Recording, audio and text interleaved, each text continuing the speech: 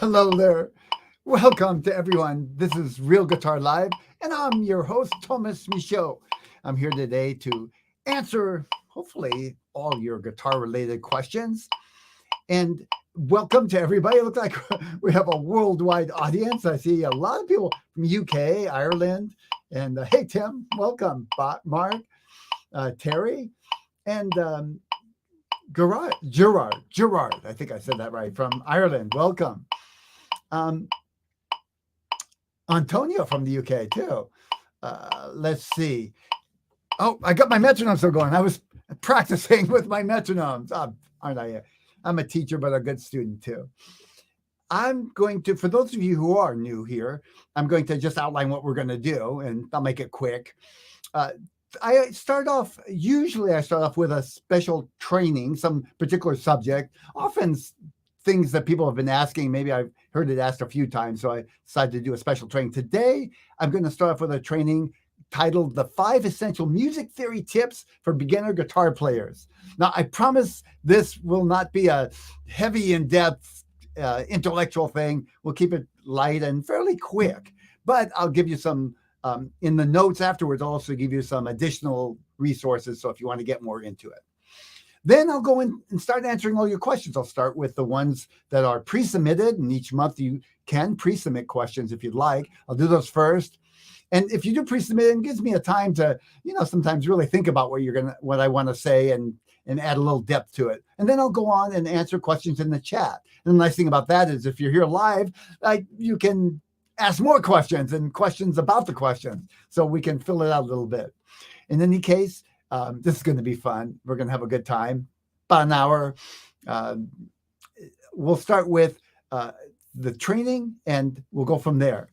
Let's see. The 5 essential music theory tips for beginning guitar players. I'm going to share my screen with you a little bit here, so you can see what what I'm working with. Now, a lot of people ask me about music theory over the years, and I'm going to try to whittle this down to what I think are the most essential 5 tips that I can give you about music theory. This is not everything, and it's not necessarily in order. In other words, this is not necessarily going to be, you should learn this first and then this and then this. Now, I do think the first one is actually the first thing you should learn, but in general, that's not what I was after. Also, these are what I call the essential, but not necessarily the only thing I think you should learn either. A lot of the stuff I'm going to tell you would really benefit from things kind of around it, learning as well. And a lot of times by learning the essential, you'll have picked up other things. I'm going to go fairly quickly. This is not meant to be an in-depth theory lesson. I would need at least an hour to do that. It's meant to make you aware of the things that you may not know that you don't know. And the things that you do know, maybe to remind you that if you're not 100% there, to work on them. These are things that I think you should be aware of and work on, maybe one at a time. And I will, again, provide additional resources, so I don't need to go into heavy depth on each of the tips. With that, let's start with tip number 1. And I'm taking advantage of my little note screen here. Tip number 1 is learn the notes and where they are on the guitar fretboard. Now, I will admit, this is something I didn't do for years and years. And it was always kind of a little thorn in my side. Not something I stressed out about all the time, but I realized when I finally did work on where the notes are and what they are on the guitar fretboard I'm talking about, man, I just realized I should have done this a lot sooner. So to start with, let me just go over what I mean by the notes. Basically, all music theory is built around the idea that you understand what notes are and what sharps and flats are. We're going to start with, I'm going to use the guitar, and let me come to the guitar just for a minute here. That's the right button. No. Oh, I get it. We got to do this button. A lot of buttons here, by the way. And let's do that. Okay, so now you can see my guitar. Basically the musical alphabet is A, B, C, D, E, F, G, and then of course it's cycled over, A, B, C, D, F, G. In between each of the notes, you can pretty much have every note have something in between. we call it either a sharp, and I'll start there, but it could be a flat too, depending on which direction you're going. If you have an A note and you're going to a B, the note in between is A sharp. That could also be called B flat. You're thinking B going down a half step, B flat, A going up a half step is A sharp. Now, don't worry about that. It doesn't matter too much for what we're doing. Just as a side note, they call that enharmonic when you see it written two different ways. You see it written A sharp or B flat, either in notation or the letters. It's the same note. It sounds the same. They call that enharmonic, but it has two different names. So basically, all notes have something in between except two pairs. One of them is B and C. This really helps understand the whole musical alphabet thing. Remember B and C and E and F. I call it the rule of B and C and E and F just to help people remember it. The rule is like, I got to remember that. B and C, there's no note in between. And E and F, there's no note in between. For our purposes. Yeah, let's just stick with that. No note in between. Now, if you take all the notes and you put all the notes that are in between, A sharp, B sharp, and so on, we call that a chromatic scale. Chromatic means going by half steps, everything going by half steps. So let's start on the low E note for an example. Oh, I just realized that I'm going to show you my screen again. You can see my guitar too. We're going to start on the low E note, and I'm going to go chromatically from the E note. You can start on any note, of course, but E's convenient because it's a nice, deep, open string. We're going to the next note as a half step up. 1 fret is a half step. So remember, B and C and E and F, there's no note in between, so that goes right to F, E to F. From F, the next half step up is going to be F sharp. There is a note in between F and G. Next note would be G. Then comes G sharp, A sharp, B to C, no note in between, C to C sharp, C sharp to D, D sharp, and then finally we come back to E. And if you could keep going, everything just starts over and does the same thing all the way up, starting from here. That is 1 octave. What that means is you started on 1 note and went all the way up until you got to that note again. That's 1 octave. In this case, 1 octave up. If you did the same thing going down, that would be 1 octave down. And everything just starts over like in a cycle. So that really helps you in terms knowing that much, knowing the notes are, where the notes are, B and C and E and F, no note in between, everything else has a note in between. You could take that, knowing the open string, and figure out any note on the guitar fretboard. And I recommend you actually do that. There are nice ways to do that make it easier than just sitting there trying to call out the notes on every string.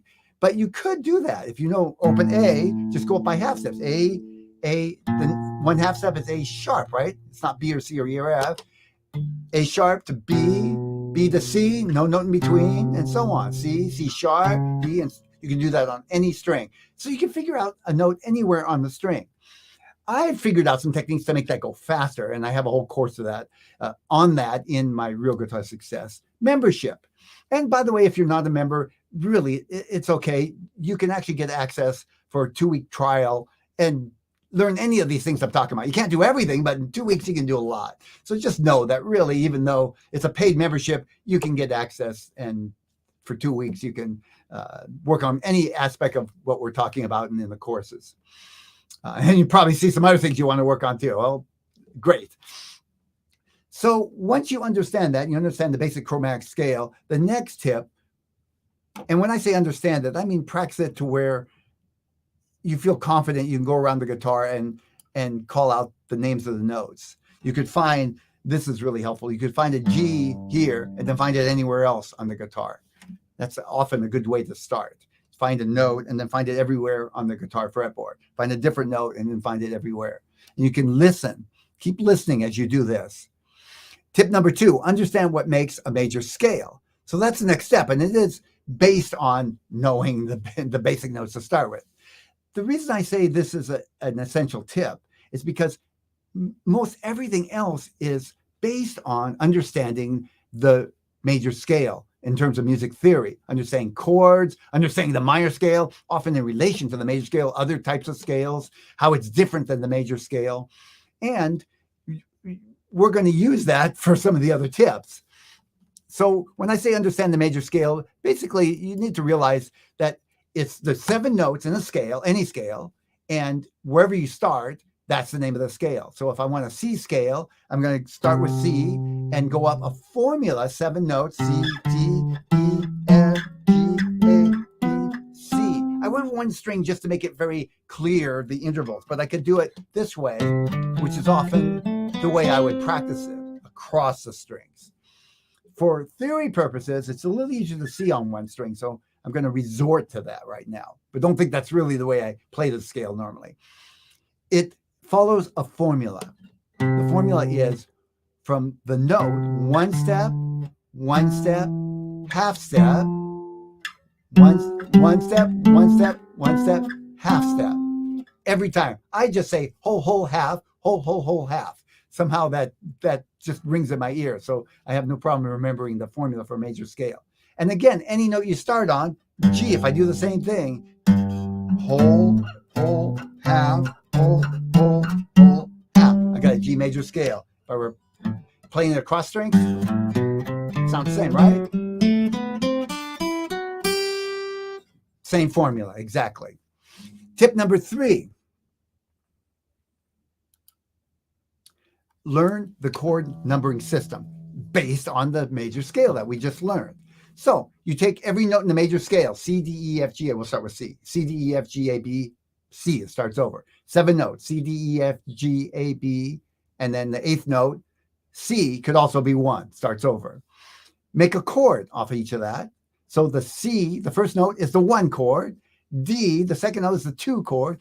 E is the 3 chord, and so on. So that's what I mean by the numbering system for chords. The chord, based on the scale, has a number. E, in the key of C, the E chord is number 3, C, D, E. The number 5 chord in the key of C, I went the other way around. I can count up, C, D, E, F, G. 5 chord is G. And you'll see why that's important in a couple of minutes. So learn the chord numbering system. And remember what the quality of each of the chords are in the numbering system. So the 1 chord is always major, the 2 chord is minor, the 3 chord is minor, the 4 and 5 chords are both major, the 6 chord is minor. Those are the important ones, by the way. And then a little less important is that the 7 is diminished. And when I say in the formula of a major scale, what I mean is I'm taking actual notes from the major scale and making the chord. I'm not altering them in any way. So the C chord, the first 1 note, is actually constructed with notes from the major scale.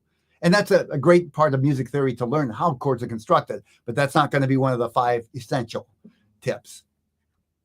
Tip number 4, memorize and practice the most used chords in a key. Again, based on the understanding the numbering system. So it's the 1, 4, and 5 chord in the key. So first of all, now that I've talked about the numbering system, that's what I'm referring to. Take a key, C, for example. The 1 chord is C. Count up to 4, C, D, E, F. That's the 4 chord. And G is 5. And you can really do that on your fingers. Take the key of G. G is 1. G, A, B, C. Start with 1. G, A, B, C. 4 chord is C. 1 more. 5 chord is D. And so on. You can do that for any note. 1 more. E. E is 1. F, G, A. It's actually F sharp, but don't worry about that. A is 4 and B is 5. So when I say learn the 1, 4, and 5 of the most used keys, I'm talking about 5 keys that are most commonly used for guitar. And those 5 keys are, I'll start with the key of C, and then I count up 5, C, D, E, F, G, count up 5 more, G, A, B, C, D. That's how I remember this. D, E, F, G, A, and A, B, C, D, E. The 5 keys for guitar are C, G, D, A, and E. Now, is this the only keys people ever play guitar songs? No, of course not. But you're going to get the most bang for your buck. And that's what I'm always looking for. Where can I put my effort and get the most benefit from? And that's where you're going to get the most benefit. Practice those keys for guitar. If you had to narrow that down, I'd pick the middle three, G, D, and A. But, it's not that big of a stretch to learn C and E. The one thing about C is it uses the F chord, and that's often, for a beginner, that's a hard chord to learn. So that's why I say the three middle ones. They use fairly easy chords. You can play a lot of songs by learning the key of G, the key of D, and the key of A without getting into bar chords yet. Now, as I showed you, you can just count up and figure it out on your fingers. But, it's kind of neat to take on paper and write down the whole scale, and then circle the 1, the 4, and the 5, and see how it actually fits into the whole scale. Do that for each of the 5 keys. See, C, G, D, A, and E. Okay. And then the reason, let me just stop for a minute. The reason that's so important is that, first of all, a lot of songs are created with just those 3 chords, the 1, 4, and 5 chords. And the 1, 4, and 5 chord are the 3 chords that when you play them, they establish the key in your ear. And there's 2 points about that. First of all, by learning these 3 chords, when you fit other chords around it, you can always kind of hear what key you're in over time with experience by kind of hearing in your ear when they played the 1, 4, and 5 chord. Let me just show you the example. I'm going to use the key of C. The 4 chord is F, and the key is the 5. Now listen to this.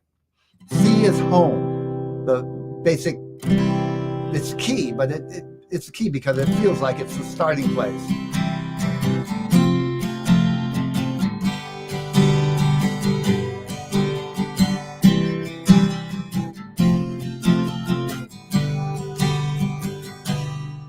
Now, you feel the tug to want to end on, when you get there, you feel home. The G chord, the 5 chord, in this case, the G chord, has that tendency to feel like it wants to go back to the 1 chord. And that's why it establishes the key, because you do this a lot, a few times, and all of a sudden you kind of realize C is the home, because it feels like it, because the G keeps going back to that. The same thing if I use E and B. I'll use B7. 5 chord, 1 chord. E is the 1. Add the 4 chord in there, and it's just more powerful because the 4 chord feels like it wants to go to the 5, and then feels like it goes to the 1. That's not the only place you can go. And some great music is made by setting something up so it feels like it's going home, and all of a sudden shifting directions and making it a surprise. There's whole traditions of that. But you have to kind of know how that works to start with, where you feel like you're going to make a surprise, to know what people are expecting. So that's just a brief idea of why those are important. You could just say, take my word for it too. That would be fine. Then we're kind of taking this a step farther. The final tip is I want you to memorize some of the most common chord progressions that are used in lots and lots of songs. That's why I call them common. And they're not the only chord progressions, and there's a lot of common progressions, but I picked a few of the most commons for the style of music most of my students are dealing with. And oh, somehow got erased. That's supposed to be basic. Everybody see that? Okay, let me show my face for a minute. The 1-4-5 we just talked about. A lot of the songs are actually made with 1-4-5.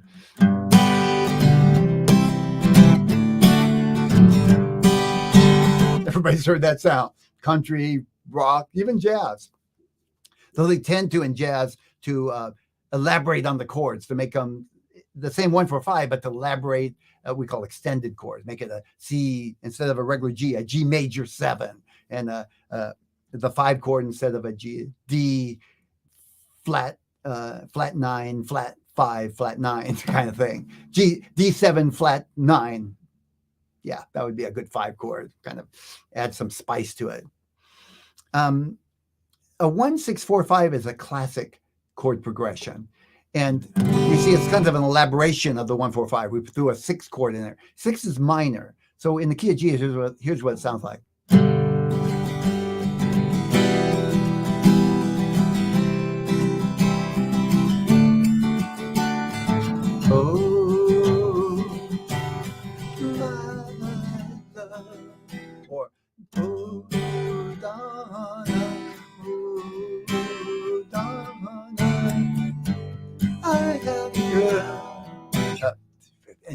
dozens of pop songs.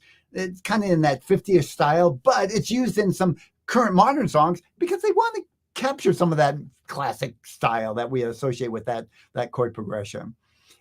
That chord progression has been used over and over and over, and if not the whole song, in parts of the song, like the verse is one thing, and then they do the chorus is that progression, and then back to the verse.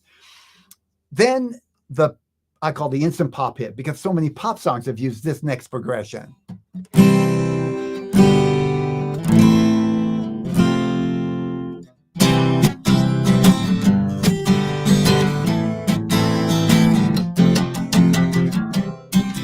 It's a 1, 5, 6, 4. And again, it's the same chords, just rearranged slightly.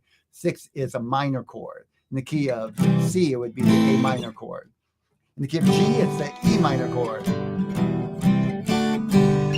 And then finally, the standard blues. The standard blues is a 12-bar pattern, and this is one version of it, kind of one simple version of it. So 1 chord to the 4, 2 more 1 chords, 2 4 chords, 2 bars of 4, 2 bars of 1, then the 5 4 1 5. And let me play it so you can hear it.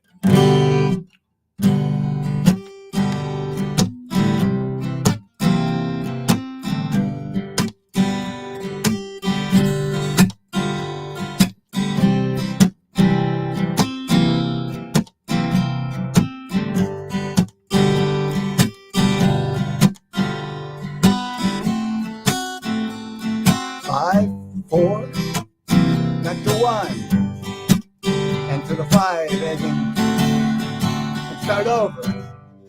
And the reason that's so important, even if you don't want to learn blues, so much rock and roll has been created with this same pattern, all that Chuck Berry stuff. And once you understand this pattern, you can start to see it show up in so many different places. Even though, I was doing a kind of a shuffle beat. If you change the beat,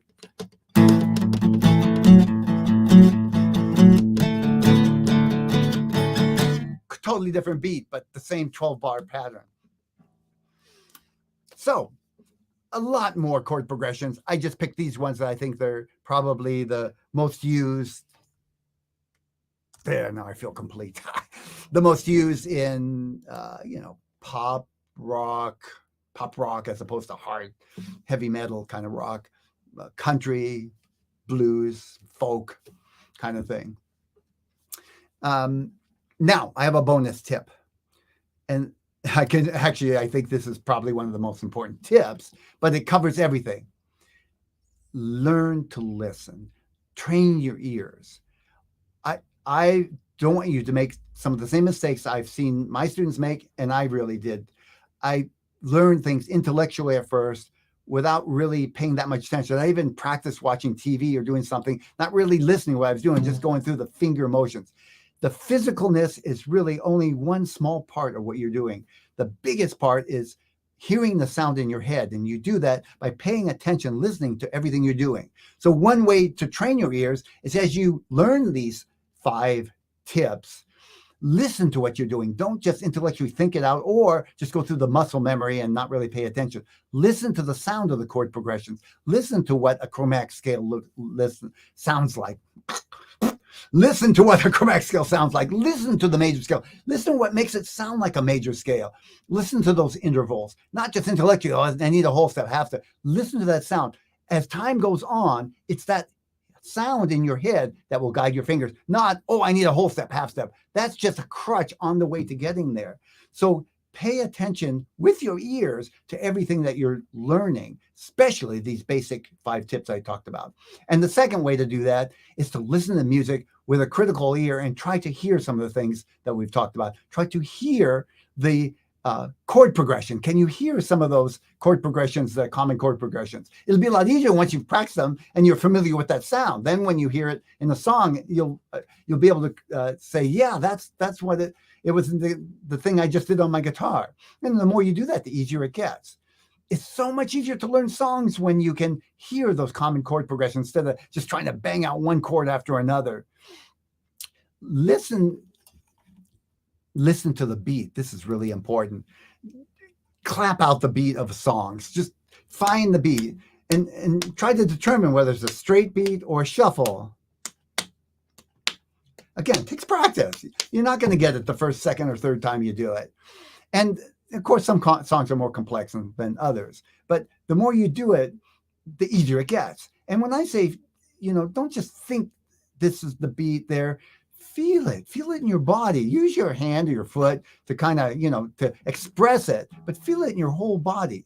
Over time, you'll be able to just grab what the feeling of a song is in the beat and play it instead of having to intellectualize, this is this kind of beat or this many beats in the measure, that kind of thing. And I usually use either my foot or I'll tap like this and, on my knee or something like this. This all works, whatever works for you. Tap your head. I don't know. Maybe that works for some people. And it's helpful. You want to eventually get to where you can figure out the key of a song. And to do that, all this plays in. You need to know the major scales. You need to start hearing common chord progressions and how they work. But you can start off by listening to the tone of a song. Does it sound major or minor? That's a good place to start and good practice. Listen, is it happy, majory sound? Or is it that minor, darker, I don't want to say sad, but, has that more longing sound to it? They're both very common and they both have their places in different styles of music and creating different emotions. So that's my presentation. And we're coming back. I want to start answering your questions. So, looks like we got a lot of questions in the chat. I'm going to start with the pre-submitted questions.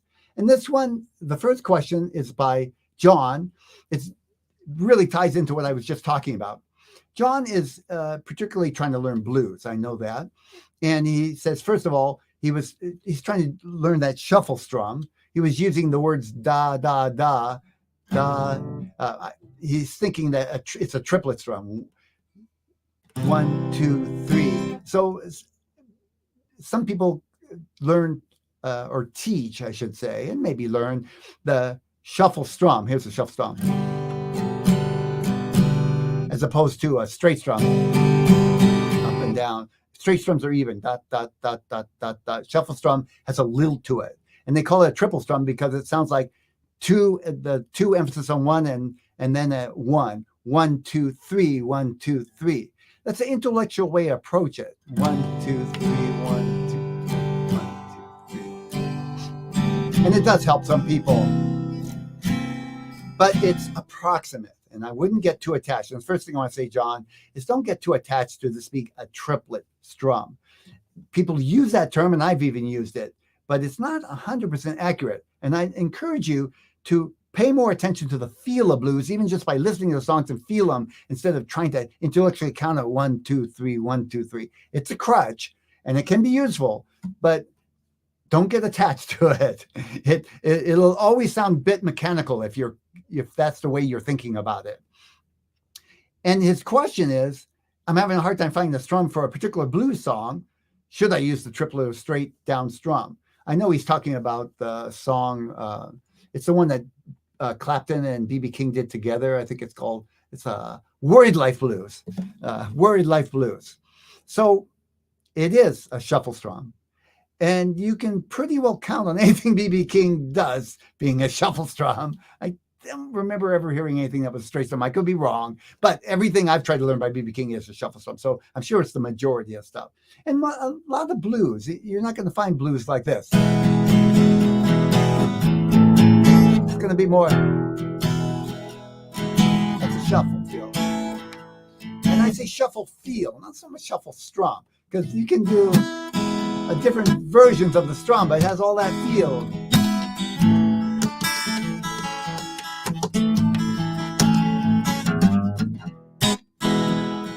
So it's the feel. It's the same feel. Da, da, da, da, da, da.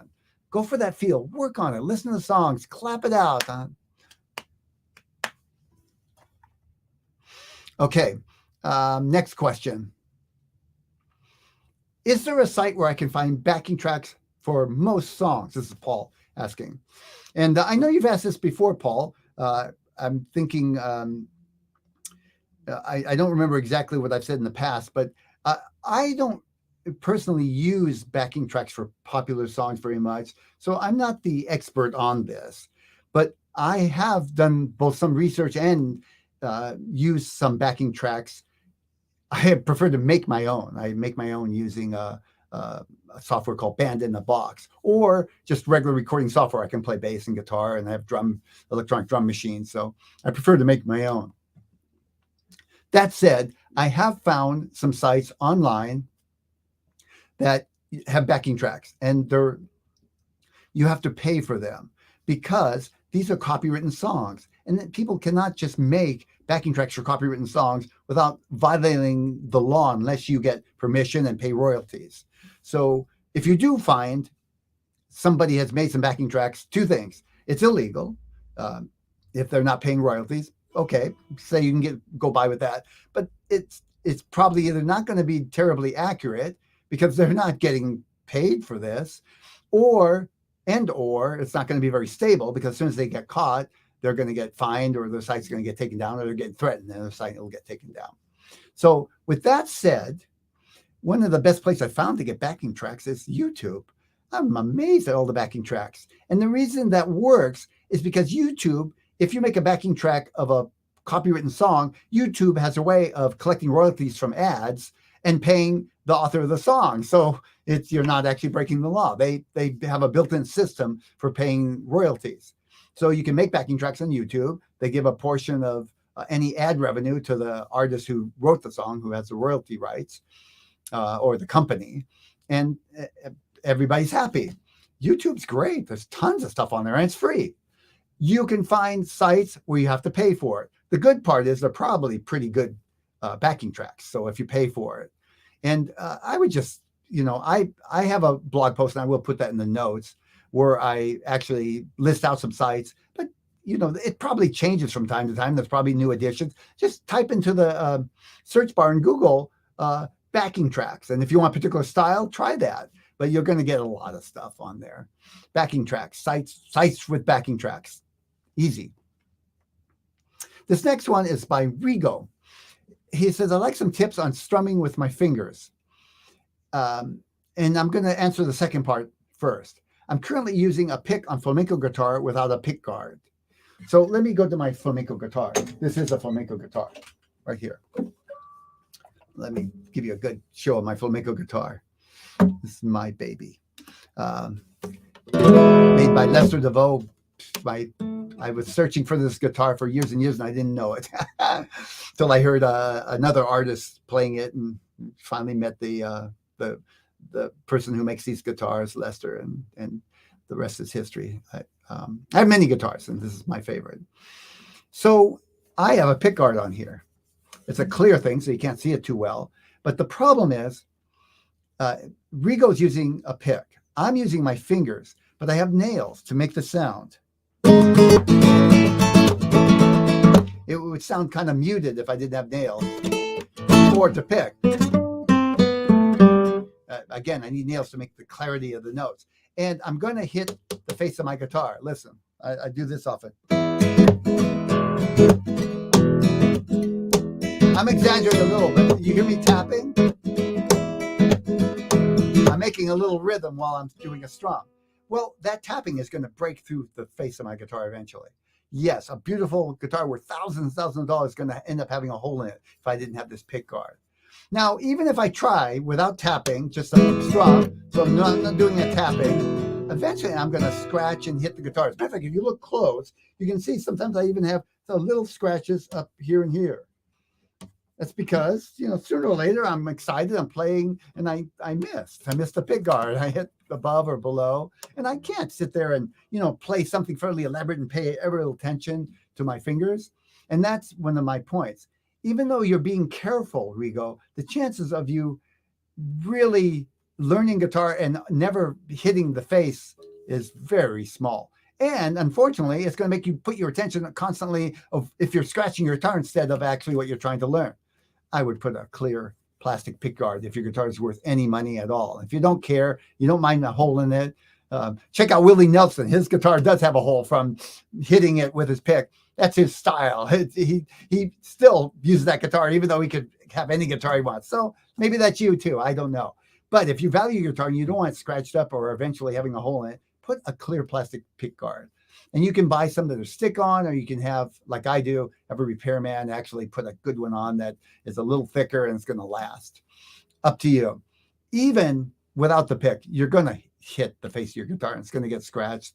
And if you play long enough and hard enough, you're going to eventually cut through the enamel, or whatever they call this coating, the clear coating on your guitar, and exposed to wood. Once it's exposed, it's absorbing moisture, and you're risking the top of your guitar. Okay, that said, I'll use the same guitar for finger techniques. There's a lot of techniques, and I use my fingers a lot on the guitar. If you're playing a flamenco guitar, you probably should learn to strum with your fingers. I do both. On steel string, I use a pick, and on the flamenco or classical guitars, I use my fingers. I do use a pick occasionally on the flamenco guitar, but only for melodies, not for rhythms.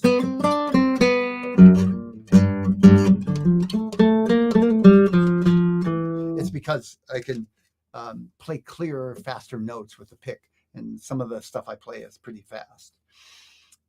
You want to start with a basic strum. And here's what I'm going to do today. I'm going to show you a basic strum. You're going to use the outside of your nails and the outside of your thumb for the strum. So on the way down, you're going to brush the strings with your nails. And I'm twisting my hand slightly. And then on the way up, we're going to brush with your thumb. So I'm using my nails. You don't have to have long nails for this, by the way, because I'm just brushing against the outside of my nails. That's not what I'm using longer nails for.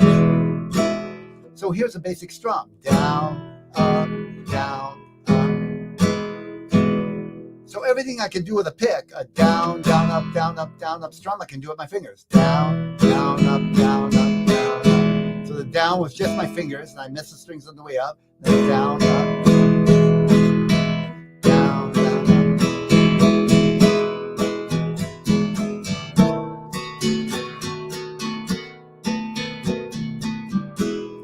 Master that. Use that strum and any version of it. Down, down, up, down, down, up, down, down, down, down, down. Right? And then learn more elaborate strums. Here's a fairly elaborate strum. So don't worry about anything close to that. Just get the basic down up. First of all, it'll give you a good solid foundation. But second of all, that basic motion will cover a whole heck of a lot of strums before you need to use other techniques. Again, I'll link to a actual post that I have with more tips and techniques, but I encourage you to get the basics down first before you get the more elaborate ones. Okay, let's go back to my face here for a minute. Yeah, I just got to see my face. So now I'm going to go to the questions that are in the chat. If you do have any questions, I know it's a little late to say this, but it really helps if you put the word question before. I'm going up and down the chat, and quite honestly, I can't see that good. and if it doesn't have the word question, I'm very likely to just pass it up until I see the word question. I'm going to start from the top. I did notice that Gerard has a question about when to start using a capo with students. Gerard is a guitar teacher. I like to integrate the capo into lessons in kind of stages. So once a student kind of learns, a handful of basic chords and can strum and get between them and play in a few keys on the way to learning all 5 of the keys, but even a couple of the keys, I'll introduce a capo and just show them how to use it and how they can raise the key, and they can use it for songs and try it out with, raising the key of a song. Then when they get a little more elaborate and understand keys a little bit better, usually past what I call the first 6 adventures in my Real Guitar Success course, then I'll start teaching them more about how to use the capo to really change keys, to go up and down in keys and more elaborate. Yeah, that's the good overall summary of how I teach the capo. And NK, a 68-year-old, says he's having a hard time fingering the bar chord. His issue is common. NK is saying when he puts his finger across to make the bar, it doesn't make contact with all the strings. So he might get the first string or the last string, but it's deadening out some of the strings. So a couple of tips about that.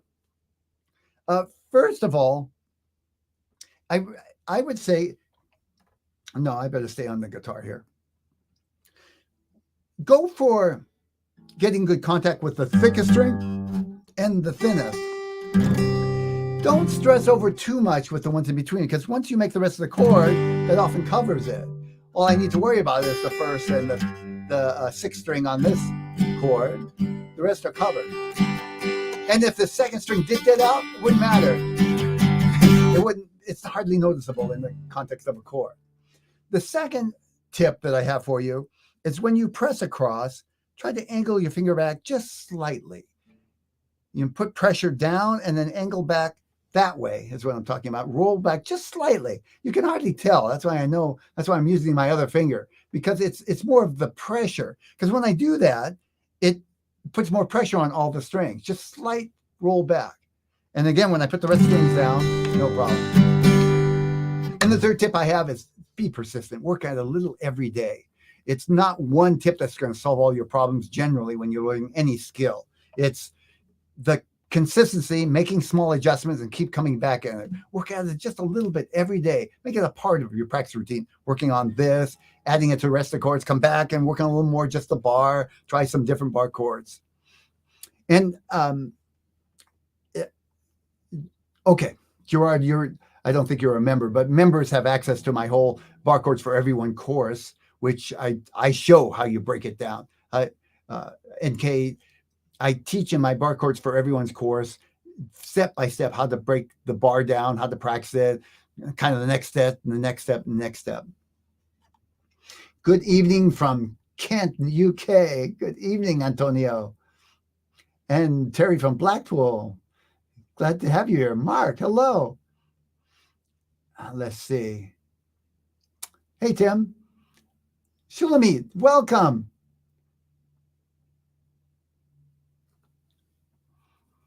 A lot of comments here. I better get to the questions. We'll be here all day. Question. I see a question. Struggling with trying to strum evenly. Any tips? Ooh, good one. This is Deck. Tips on strumming. I'm actually working on a elaborate flamenco strum myself. And what has really helped me out is the metronome. Matter of fact, that's what I was doing when I started this. I still had the metronome going. I was practicing this flamenco strum with my metronome. And the problem is, what I was having is exactly that. My strum wasn't even. It's supposed to be a certain rhythm, and I was putting more emphasis on one part than another. So I turned the metronome on very slowly, and I was doing 60 beats a minute. And then I would just strum. Start by just strumming down with each beat and try to, when my pick hits the guitar, try to make it sound right on with the click of the metronome. Now, people who have been playing for a while, this comes naturally, but if you haven't, this is not all that easy. Get it so it covers up that first clip. Then the next stage, you can do this all in one practice session, is start going 2 beats and 2 strums, down and up. Down, up, down, up. Now go for even. This is pretty even. Change chord.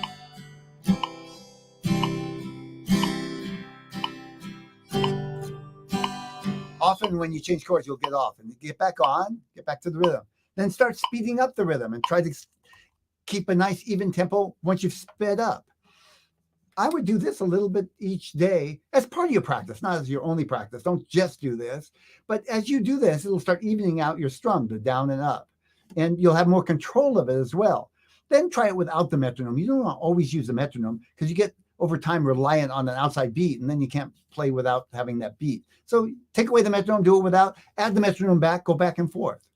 This has really helped me with the strum that I was working on. And I know a lot of beginners would benefit from this kind of practice with the strum, just to both get it even and to feel like they have more control over the timing. Eventually, you want to be able to feel where the beat is, but then play off of it as well, a little off of the beat. But that comes after you feel like you have some control over where the rhythm is. Question.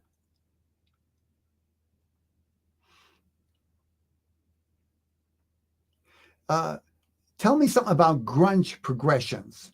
And I'll have to say that's something I don't know. I've never played grunge music, so sorry, I won't be able to help with that. I honestly don't know anything about grunge music. Makes me curious. Nobody's ever asked about it. Question: I'm really trying to power through a song rather than stopping and starting again when I make a mistake. Will this get easier? So powering through a song has its place, Tim, but you can also practice mistakes that way. So there's a time and a place to power through a song to get the continuity and to get the flow, but you also want to break the song down to the parts you're having problems with and just work on those. It's a balance of the two. In the initial stages, I prefer students to work more on the parts and then try putting it together, see where it's still not working, and then come back and work on the parts. Then when they get more experience and they can pretty well get through the song and it's okay, then play the song more often and then stop and work on a few parts and then play the whole song more often. Next. So that's the way of practicing anything. It is a mistake to always try to power through any technique or song because you'll end up reinforcing the mistakes that you're making. You see, the way your mind is working, it's looking for the easiest way out. Where can I do the same thing over and over and over? And when you slap on a note over and over and over, your mind starts saying, well, that's the way we're going to do it. The finger's going to go right there every time instead of making a nice clean note. So you want to slow down, break it down, play it slow and get it right, and then put it back into the overall context of what you're trying to work on. And keep coming back. If you get a little parts wrong, keep slowing down, coming back to that so you don't over practice something incorrectly. This is a theme that goes, I think, throughout all of your guitar practicing, not just on playing songs. Okay, so I think we've come to the end of our questions for today. Now, the other thing that I forgot to mention is that at each Real Guitar Live, I do a drawing, and these are for people who have or members of my Real Guitar Success membership and have completed the 20 practice sessions for the month. What I do is I give them one practice session a day, 5 days a week. There's 20 of them in total in each month, and they go through and practice each one. I say you've done it if you did 10 minutes on it, and that way you can either save it for later and play it or just move on. And that's if that one's you don't want to spend more time on it. And that way you get exposed to a lot of new material, new lessons, and you can pick and choose which ones you want to spend more time on and work on. We have a favoriting system, so you can save them for later. So these are those people, and when they've completed the month, I put them in a drawing for a $50 Amazon gift card. And this month I have chosen all the people who have completed the lessons up to February 28th, because there are a few more lessons that have extended into March, and I didn't want to bar people who haven't done those lessons yet.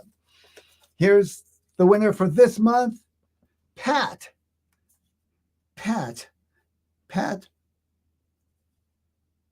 looks like Rourke. See, that's my eyes. Years ago, I would be able to read that. Pat Rourke. Yeah, oh, see? I can see it when I put it there. Congratulations, Pat. You did great, and I'll be sending you that Amazon gift card today, actually. And everyone who has completed the sessions, or at least done up to the end of February, congratulations. You did great. And really, the real winner is the fact that you've gotten that much better at guitar and you know other things to work on. Hopefully you've saved some in your favorites. And I'm going to be dishing up some new ones next week for March. Any last minute questions? Shulamit. Yes, I see a last minute. I want to learn standard notation. How do you recommend that I do it?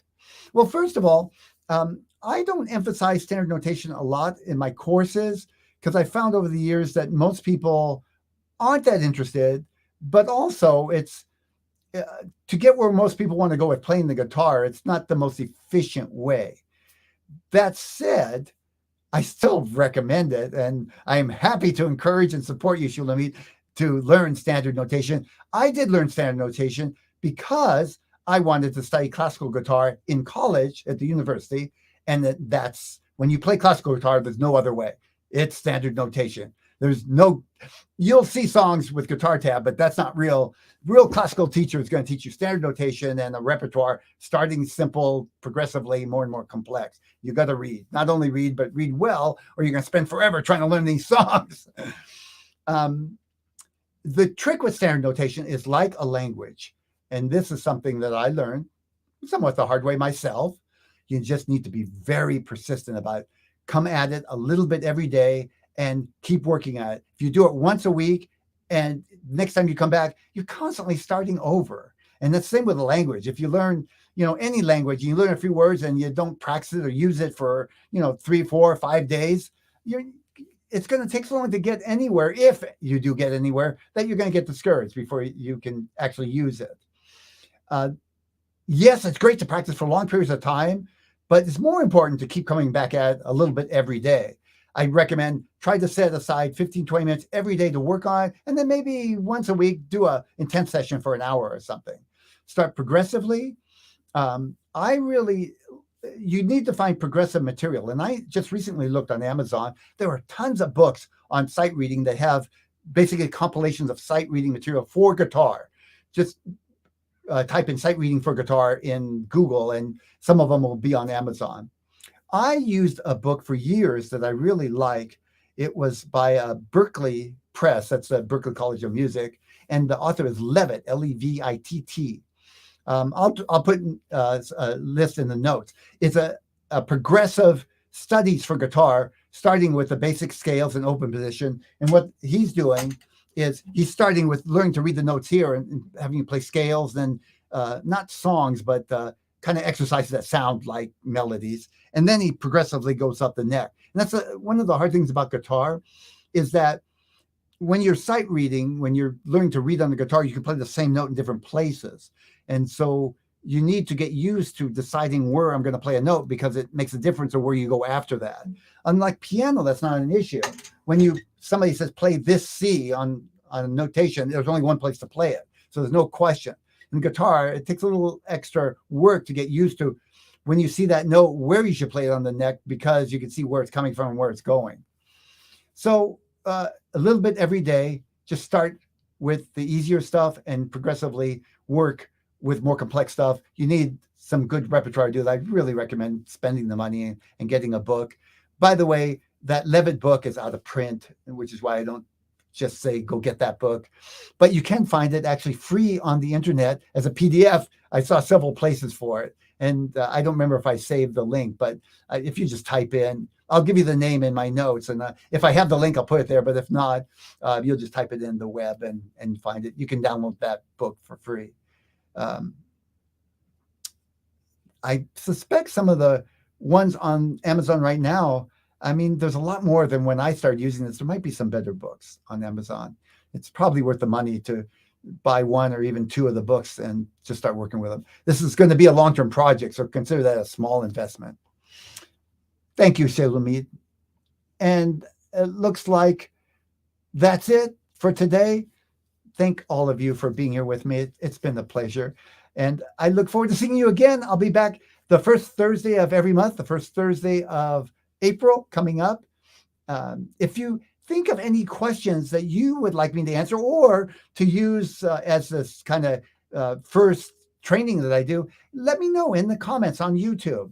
And if you're watching this later on YouTube as a pre-recorded, you can ask me questions in the comments. Every 2 or 3 days, I check all my comments on YouTube and try to answer everything. Thanks again. I'll see you again next month. Bye for now.